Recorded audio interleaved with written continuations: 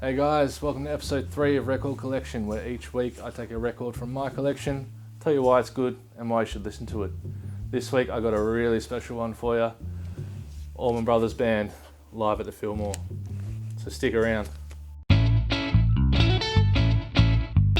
Record Collection! Woo!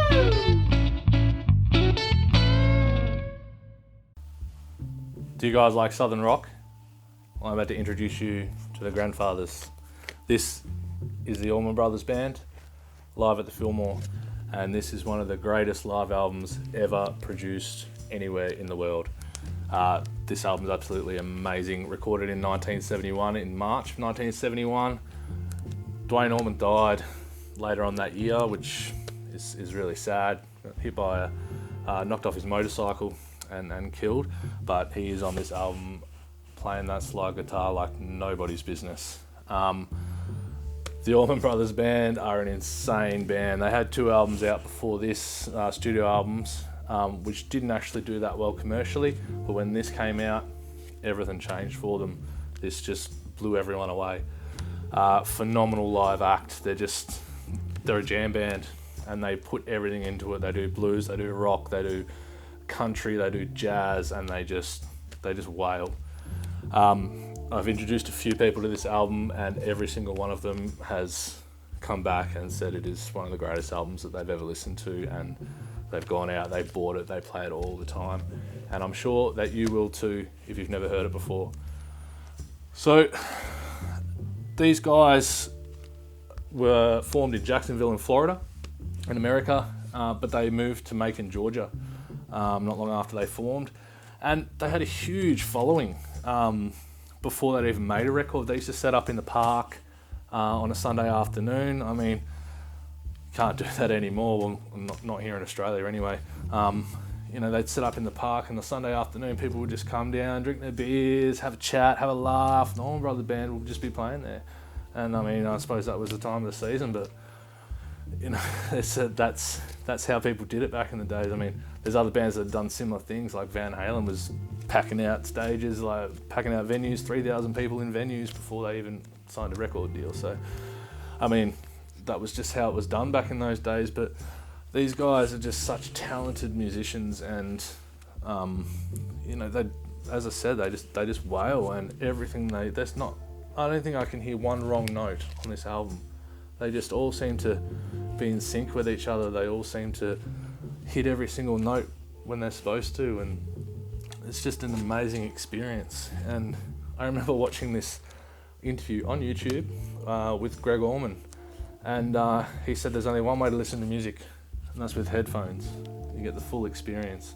And I mean, everyone listens to music with headphones, but have you ever sat down, plugged your headphones into your record player and listened to a vinyl on record? Because if you haven't, this is the album that you should do it with the first time you ever listen to it. It is an amazing album.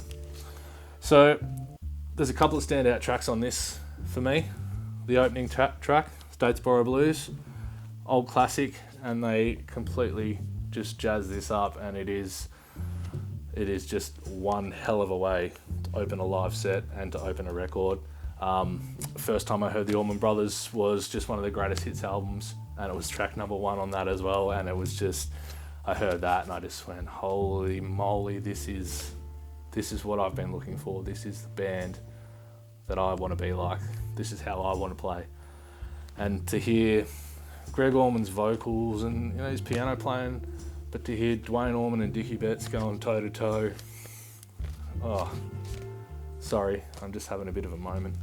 So Statesboro Blues, get into that. You Don't Love Me, another great track that they do. It's in one of their jam songs. They jam out for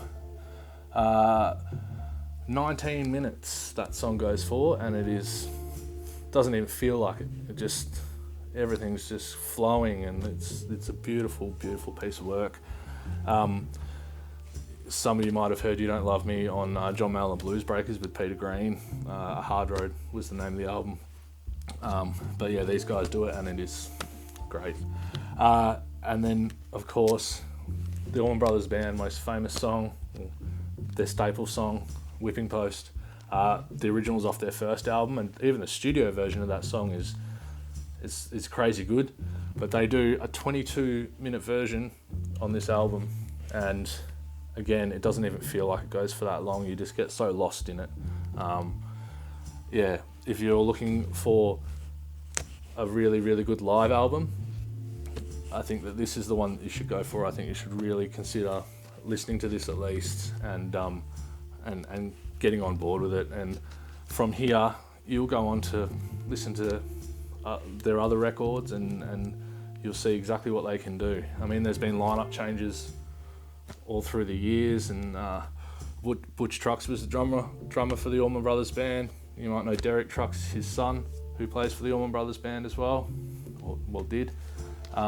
So, you know, hugely influential band, these guys. So yeah, I mean, and a huge influence on me and my playing.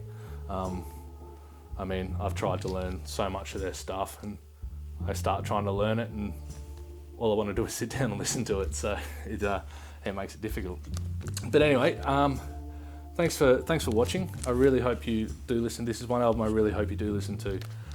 So anyway, leave comments below about the album, when you first heard it, what it means to you, if you like it, if you don't like it, if you've never heard it before and you listen to it after this, let me know. Subscribe to the channel, and as always, there will be a link for this album down in the description if you feel like purchasing it. Till next week, see you later.